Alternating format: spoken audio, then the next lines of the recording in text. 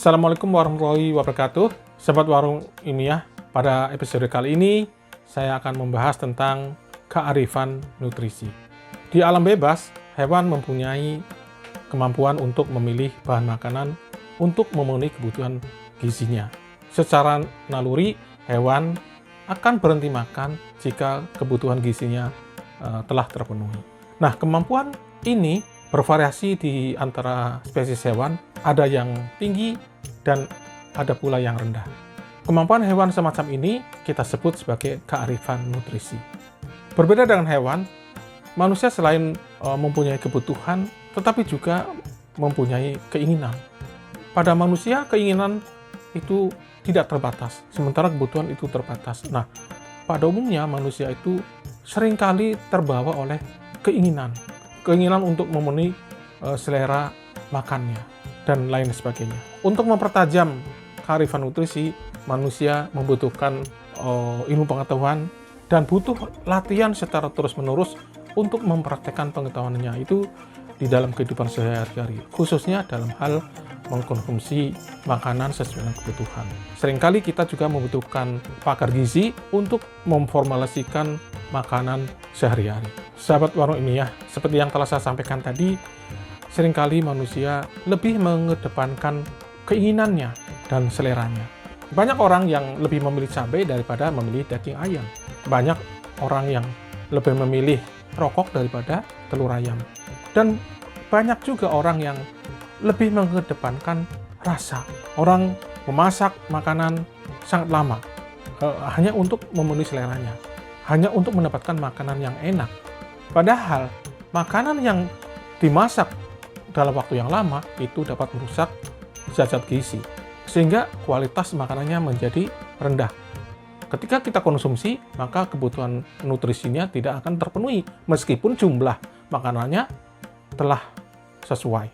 Oleh sebab itu, saya mengajak pada diri saya sendiri dan juga kepada permisa sekalian, mari kita memperhatikan makanannya. Mari kita mengkonsumsi makanan sesuai dengan kebutuhan gizi kita. Mari kita tingkatkan pengetahuan kita terkait dengan masalah berapa sih kebutuhan gizi kita, berapa sih kebutuhan nutrisi kita sehari-hari. Bila perlu, kita berkonsultasi dengan pakar gizi. Sahabat Warung Ilmiah, kita semua tahu bahwa mengkonsumsi makanan yang berlebihan itu dapat menimbulkan gangguan kesehatan. Oleh sebab itu, mari kita coba untuk menahan keinginan untuk mengkonsumsi makanan secara berlebihan. Mari kita coba menahan diri, mari kita coba batasi agar nutrisi yang kita konsumsi itu sesuai dengan kebutuhan. Agar nutrisi yang kita konsumsi tidak berlebihan, sehingga tidak akan menimbulkan gangguan kesehatan tubuh kita. Kita semua tahu bahwa jika kita mengkonsumsi makanan secara berlebihan dapat menimbulkan berbagai gangguan metabolisme yang akhirnya dapat menimbulkan beberapa penyakit seperti kencing manis, penyempitan pembuluh darah, kemudian juga jantung koroner, stroke, dan lain sebagainya. Sahabat Warung Ilmiah, mari kita arif dalam memilih bahan makanan. Mari kita arif dalam mengkonsumsi makanan kita sehari-hari. Mari kita coba berlatih menahan diri. Mari kita berlatih untuk bisa arif dalam mengkonsumsi makanan kita. Sahabat Warung Ilmiah, kearifan nutrisi pada hakikatnya adalah kemampuan makhluk hidup dalam memilih bahan-bahan makanan yang sesuai dengan kebutuhan gizinya. Secara naluri manusia mempunyai hal itu, hanya sering tertutup oleh hawa nafsu makan yang lebih cenderung untuk makan yang berlebihan. Sahabat Warung Ilmiah, seperti yang telah saya sampaikan bahwa jika pada hewan itu hanya ada dua kemampuan untuk mencapai kearifan nutrisi, yaitu memilih bahan makanan sesuai dengan kebutuhan gizinya dan berhenti makan setelah terpenuhinya kebutuhan gizi tersebut. Namun, pada manusia tentunya lebih dari itu. Sahabat Warung Ilmiah, ada 10 hal yang harus kita perhatikan dalam konsep kearifan nutrisi untuk manusia. Yang pertama adalah kemampuan memilih bahan-bahan makanan yang sesuai dengan kebutuhan gizinya. Tentunya ini kita membutuhkan pengetahuan tentang berapa sih kebutuhan gizi kita, berapa sih kebutuhan gizi manusia untuk setiap aktivitas dan untuk setiap umur. Tentunya kita membutuhkan juga pengetahuan tentang bahan-bahan makanan mana yang bergizi, mana yang kurang bergizi, dan lain sebagainya. Dan kita masih juga banyak membutuhkan ilmu-ilmu pengetahuan lainnya untuk mencapai prinsip kearifan nutrisi yang pertama. Yang kedua adalah kemampuan memprediksi dan mengkonsumsi bahan makanan sehingga kebutuhan nutrisinya dapat terpenuhi secara seimbang. Nah, di sini kita tentunya membutuhkan pengetahuan tentang kebutuhan gizi untuk manusia pada setiap umur dan setiap aktivitas, dan jika dibutuhkan kita perlu konsultasi dengan orang-orang yang tahu tentang masalah gizi ini. Kemampuan yang ketiga adalah kemampuan menformulasikan bahan makanan tersebut dalam porsi yang seimbang untuk memenuhi kebutuhan nutrisinya, untuk menghasilkan suatu kesehatan yang optimal.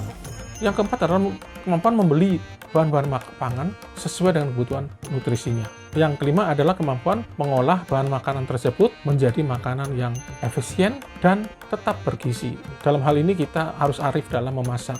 Kita jangan hanya mengandalkan untuk menghasilkan masakan yang enak saja, tetapi kita juga harus memperhatikan cara masak yang tidak menimbulkan kerusakan yang banyak pada makanan yang kita olah.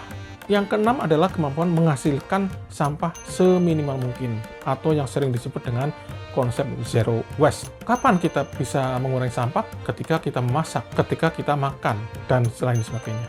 Yang ketujuh adalah kemampuan untuk berhenti makan, untuk menahan makan ketika kebutuhan nutrisi kita sudah terpenuhi. Nah, ini kita memang harus mampu menahan diri. Seringkali kita tergoda ya, masih banyak makanan di sekitarnya sehingga kita tergoda untuk makan yang belum kita makan, padahal kita sudah hampir kenyang. Sebaiknya kita berhenti makan ketika kita sudah terpenuhi kebutuhan gizinya, meskipun kita masih berselera pada makanan yang lain. Yang kedelapan adalah kemampuan makan secara teratur dan tidak tergesa-gesa. Kita makan secara teratur mungkin pagi, siang, sore dengan porsi yang seimbang. Memang ini membutuhkan keterampilan tertentu dan membutuhkan pengetahuan yang tertentu. Dan kita bisa dapatkan di Google sekarang ini, mudah kita peroleh resep-resep yang telah disajikan oleh para ahli gizi. Kita bisa mencarinya di internet. Kesembilan adalah kemampuan untuk tidak berlebihan dalam membeli, mengolah, dan mengkonsumsi makanan. Dan yang ke-10 adalah kemampuan untuk makan sesuai dengan budaya setempat. Nah, itulah kira-kira 10 hal yang dapat kita jadikan pedoman untuk mencapai kearifan nutrisi. Mungkin ada poin-poin lain yang belum bisa saya sebutkan, mungkin pemirsa bisa menambahkan melalui komen pada video ini. Sahabat Warung Ilmiah, untuk mencapai kebutuhan gizinya, orang memilih berbagai macam pola makan. Ada yang memilih pola makan vegetarian, ada yang memilih pola makan rendah karbohidrat, ada orang yang memilih pola makan tinggi protein, ada yang orang yang memilih pola makan 4 sehat 5 sempurna, dan ada juga orang yang memilih pola makan gizi seimbang. Sahabat Warung Ilmiah, dari sekian banyak pola makan, saya pribadi memilih pola makan gizi seimbang.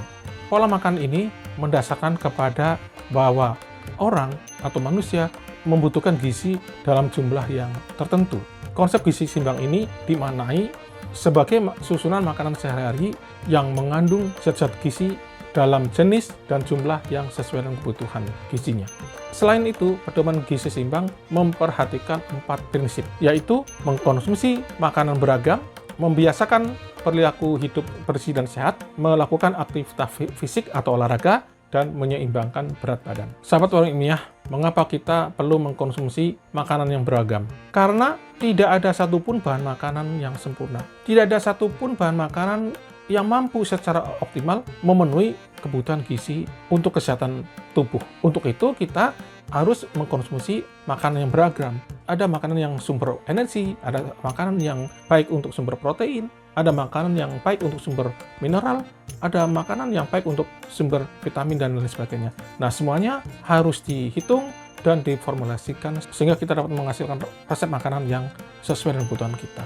Kemudian, pilar kedua adalah membiasakan perilaku hidup bersih dan sehat.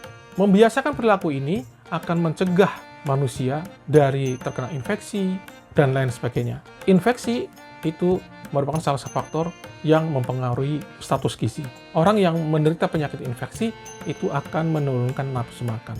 Hal ini tentu saja akan menurunkan jumlah zat gizi yang masuk ke dalam tubuh. Tentu saja ini akan mengganggu kesehatan orang tersebut. Selain itu, orang yang terinfeksi itu akan membutuhkan zat gizi yang lebih tinggi. Sementara orang tersebut nafsu makannya menurun.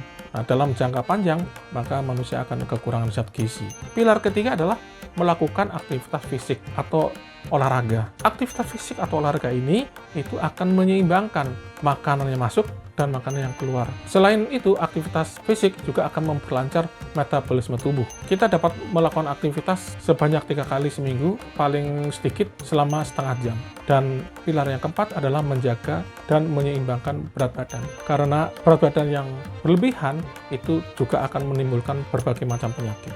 Salah satu faktor yang menunjukkan bahwa kita telah mengkonsumsi gizi secara imbang adalah berat badannya itu sesuai dengan berat badan yang standar, sesuai dengan umur dan aktivitas. Pemantauan berat badan dan pemenuhan gizi seimbang itu dapat mencegah kelebihan dan kekurangan zat gizi pada manusia. Demikianlah bahasan kita kali ini. Sampai jumpa pada episode selanjutnya. Assalamualaikum warahmatullahi wabarakatuh.